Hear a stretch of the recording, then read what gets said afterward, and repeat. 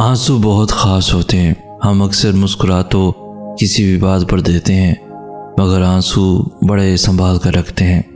اکثر لوگوں کے سامنے انہیں بہنے سے روک لیتے ہیں۔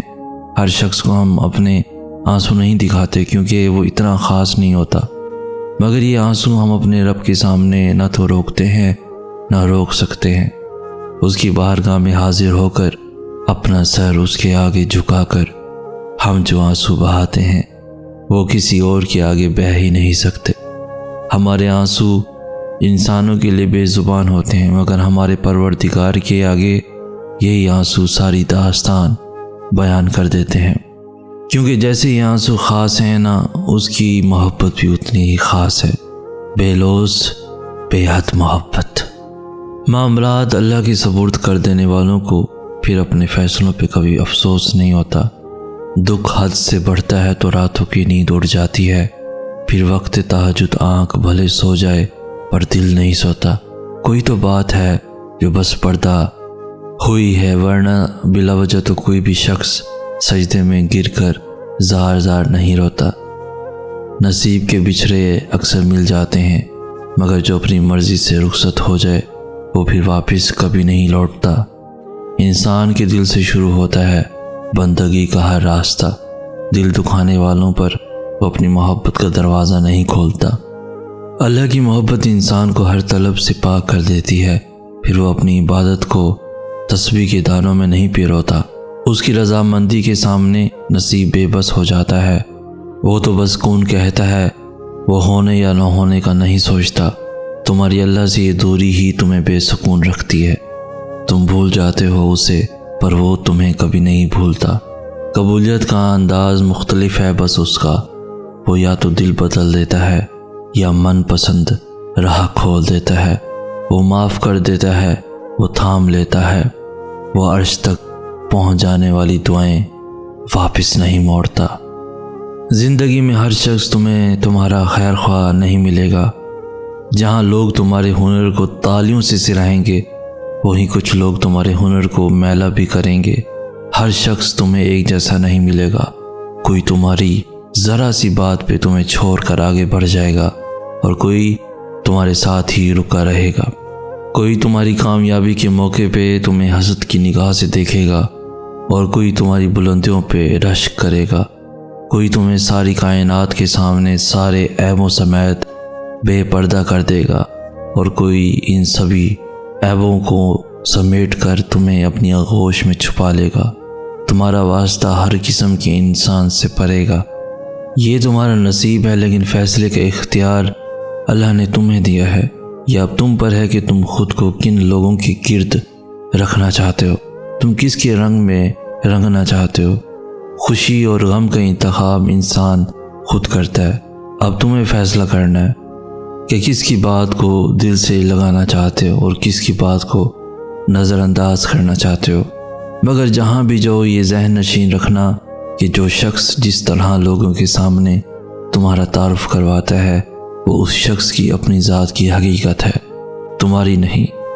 وہ جو لفظ تمہارے لیے استعمال کرتا ہے وہ اس کا اپنا ظرف ہے، تمہارا نہیں۔ ہماری زندگی میں آنے والی اور ہونے والی ہر چیز میں اللہ کی مصلحت ہے۔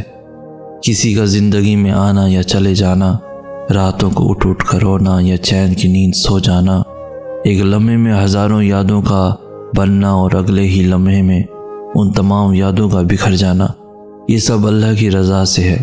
اللہ جانتا ہے کہ میرا یہ بندہ میری جانب ایک آواز پہ آ جائے گا، اور اس بندے کو مجھے تھوڑی سختی سے اپنی طرف لانا ہوگا۔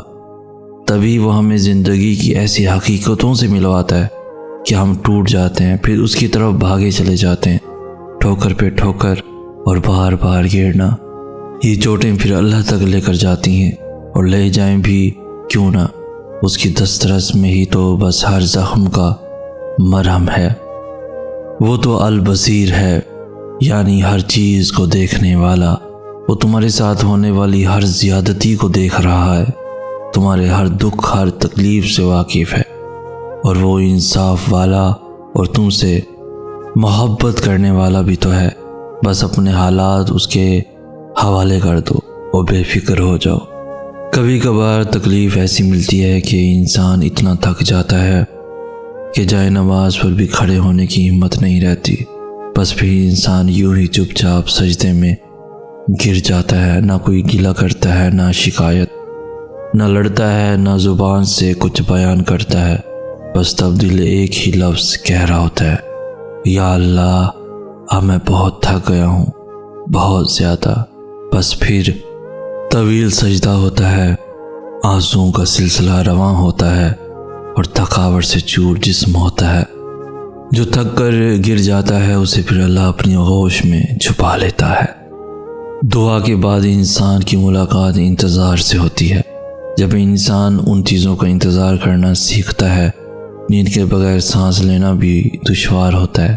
انتظار کی کیفیت بڑی ظالم ہوتی ہیں، ذرا سی دستک ہوتی ہے اور انسان جلدی سے دروازے کی جانب بھاگتا ہے کہ کہیں اس دعا نے دستک تو نہیں دی جس کو مانگتے ہوئے مجھے کتنے برس گزر گئے۔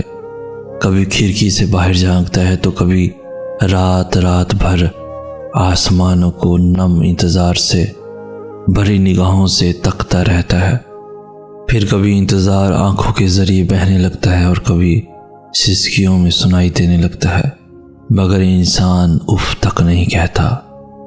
دل میں رہنے والا رب دل میں اترتی دعائیں بھی جانتا ہے، وہ ملنے کے خود راستے دکھاتا ہے۔ تو ہی تو تم مانگنے کی ترکیب میں سوچ لیتے ہو، وہ تمہیں خود جھولی پھیلانا سکھاتا ہے۔ تو ہی تو تم جان پاتے ہو کہ معجزے بھی ہوتے ہیں۔ جیسے اللہ نے تمہاری رہنمائی کر کے تمہیں بتایا تھا کہ اللہ ایک ہے، وہ تنہا خالق ہے، ساری قدرتیں اس کے روبرو سجدہ ریز ہوتی ہیں، بالکل ویسے ہی وہ دعاؤں کی جانب تمہاری رہنمائی کرتا ہے کہ یہ ذریعے ہیں تم تک وہ سب لانے کا جو تمہارے مقدر میں نہیں۔ وہ کہہ چکا ہے کہ تم چاہ بھی نہیں سکتے جب تک اللہ نہ چاہے، تو پھر مان لو کہ اس نے چاہا ہے ایسا ہونا، تبھی وہ تمہیں یہاں تک لایا ہے۔ اس نے ناممکن کو اب ممکن کرنا ہے، تبھی وہ تمہاری زبان پہ کون کی طلب لایا ہے۔ تمہارا صبر تمہیں ان مقامات تک پہنچا سکتا ہے جس کا تم گمان بھی نہیں کر سکتے، اور اس کے لیے تمہارا یہ جاننا ضروری نہیں کہ آگے کیا ہوگا یا کیسے ہوگا۔ یہ کام تم اللہ پہ چھوڑ دو، تمہارا کام بس یقین رکھنا ہے۔ ممکن سے لے کر ناممکن تک، حاصل سے لے کر لا حاصل تک، روشنی اور معجزے تم میں چھپے ہوتے ہیں اور انہیں تم نے خود ہی ڈھونڈنا ہوتا ہے۔